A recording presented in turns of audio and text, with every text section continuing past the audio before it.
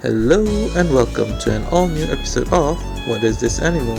My name is Aki and today I'll be bringing you a special episode in which I'll be doing a brief review of the few animes that I've watched during the fall 2016 season. They are not in any order whatsoever because I can't rank things. Let's kick it off with Watashi ga Motete Dosuna, or as it's called in English, Kiss Him, Not Me, a 12 episode anime made by Brainspace. This anime is about a chubby Fujoshi who, after suffering the death of her 2D husband, fall into despair and lock herself up. A week later, she becomes a beautiful girl who attracted the attention of 3 horny boys and an airheaded senpai who wanted her to become their girlfriend, while all she ever wanted is for them to assert their dominance over each other using their yaoi stick. This is a pretty enjoyable reverse harem rom-com. While it does start off pretty weak, later on as the story progresses, you can see it developing more into an actual romance for each of her suitors. A bit of warning though if you're planning to watch it, there are heavy amounts of BL imagery in this and intense amount of shoujo sparkles. Next up we have Drifters, a 12 episode anime made by Who's Drifter Studio. The story is about a bunch of historical figures like Oda Nobunaga, Hannibal Barca, Joan of Arc, Rasputin, and many others who got transported to a fantasy world filled with elves, dwarves, and dragon in order to fight against each other, and they are called Drifters. This show is an amazing action-filled violent fantasy story, as you would expect from the same creator of Hellsing. Plus, the art style of this anime is spectacular to watch since they adapted the manga art style pretty well, so you can also expect a lot of shining eyes. The sense of humor in this anime might be a hit or miss for some people, but it is definitely a great show to watch. Next one we have Udo no Kuni no Kin Iro Kemari, or as it's called in English, Poco's Udon World, a 12 episode anime made by Leiden Films. The story is about a man who returned back to his hometown in Kagawa after living in Tokyo for a while, and his just encounter with a mysterious boy who turns out to be a shape-shifting raccoon. After deciding to take care of the boy, they went on small adventures together around his hometown, and in the process, he rediscovers his past and the two of them go closer as a family. It's a slice of life anime with an adorable kid, good lineup of characters, a decent story, a good amount of comedy, and an overall feel-good relaxing atmosphere. Truly, what more can you ask from this kind of genre? Give this a watch and you might find yourself enjoying it. Up next we have Keijo, another 12 episode anime, this time made by Studio Zebek. This anime is about aspiring Keijo athletes competing with their pride on the line and giving it their all on top of floating water platforms, battling for glory, honor, and prize money, using only their boobs and butts. This anime is basically one of the pool minigames in Dead or Alive Extreme, but with more sports cliche and over-the-top action. It is incredibly fun to watch for the sheer utter ridiculousness of it all. Just don't watch it with your family. You really can't explain this. Keijojo truly is the savior of anime. Next in line we have Fune wo Amu, or as it's called in English, The Great Passage, an anime with 11 episodes made by Studio Zax. It's about a group of people making a dictionary. Yes, that pretty much sums up the story.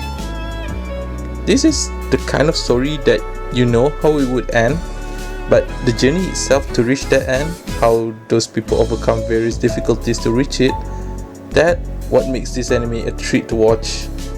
And honestly, I never thought an anime based on such premise would be this enjoyable to watch.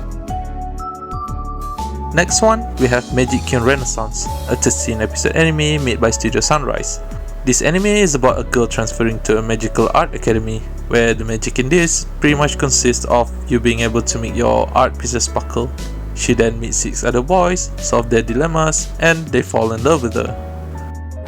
This is a straight up reverse harem anime, and considering that it's from Sunrise, I'm not surprised if it was made to grab the fanbase that the Max and the female idols didn't get.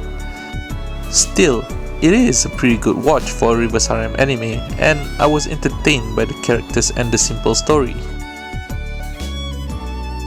On to the next one, we have www.working, another 13 episode anime, this time made by A1 Pictures. It's about a high schooler who had to take a part-time job, and he picked to work at a family restaurant filled with quirky characters. Hijink and romance ensues. It's funny, entertaining, and if you like the original series, you would enjoy this too, since basically it is similar to the original, but with an all-new cast of characters. Although it does lack the dynamic character interaction of the original, as a spin-off, it sets itself up pretty good. For those who never watched Working before, this spin-off can be a good starter to see whether if you would enjoy this type of comedy and whether you want to watch the original trilogy. Next one, we have Girlish Number, a 12 episode anime made by Dio Media. The story is about an arrogant, pompous, conceited cunt with an overinflated ego who tries to make it big as a seiyuu despite having mediocre talent and barely putting in any effort. And also about her much more talented friends who tolerated her for some reason.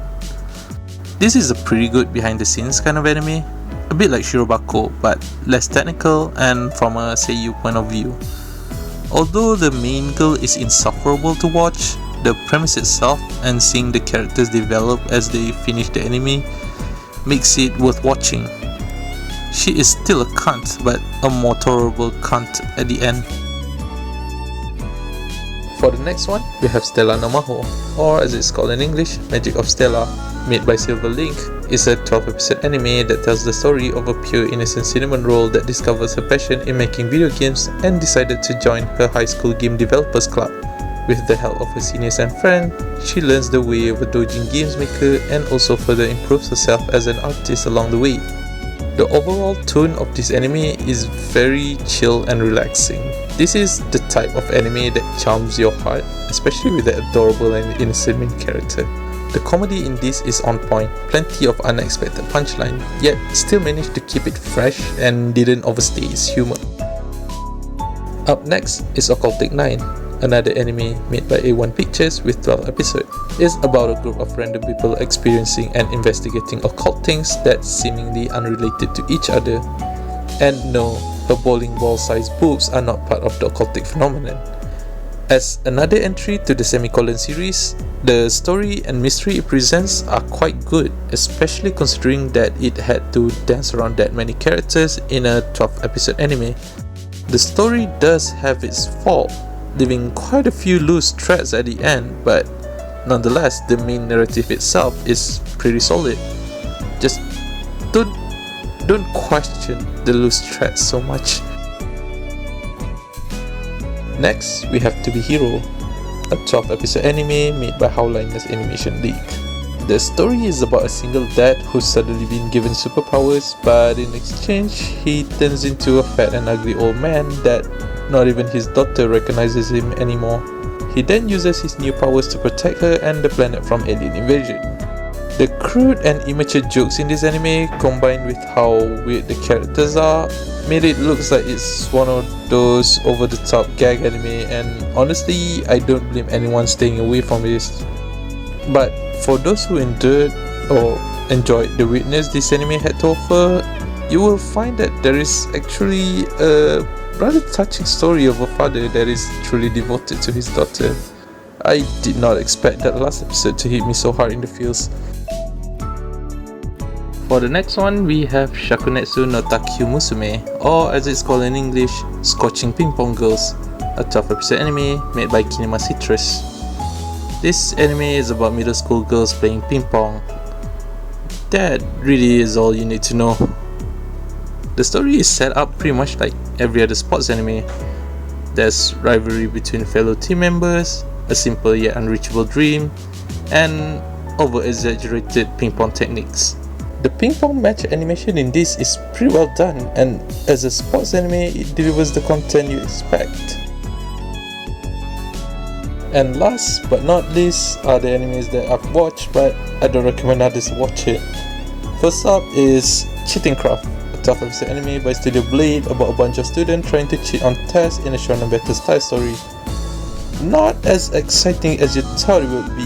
The gag becomes tales after the first few episodes. The second one is Bloody Wars, a 12-episode anime made by Creators Impact Tokyo about vampires fighting against unknown monsters in an unknown place, ending the series with a bunch of subplots that goes nowhere. Again, not as exciting as it sounds, and the animation is terrible. It's like watching a poorly edited action movie. Third one, we have Shumatsu no Izetta, or Izetta the Last Witch in English, a 12-episode anime made by Achindo about a lesbian witch in World War II that fights against Nazis in order to get under the princess' skirt. Really, it's not as good as you thought it would be, with characters doing stupid stuff to move the plot, unnecessary subplots that goes nowhere, and weak character motivation. The OST though is pretty damn amazing. Give it a listen. Last one we have is Mahou Shoujo Ikusei Keikaku, or as it's called in English, Magical Girl Raising Project. It's a 12-episode anime made by Lerche about a bunch of people who got picked to be magical girls by a mobile game, who later went on to kill each other.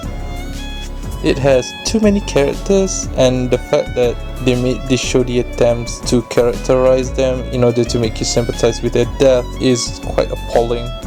Ultimately, it's an anime of wasted potential with anticlimactic villains. Of course, there are still quite a few anime I didn't watch from last season, mainly because I didn't follow its main story, or because I didn't watch the previous season of it, or simply because it's too gay. But I hope those that I did give a brief review of in this video will help you in picking something to watch. And any opinion I had on this anime are just that, an opinion. Please feel free to ignore it if you disagree, and have a pleasant day ahead. Until next time, toodaloo!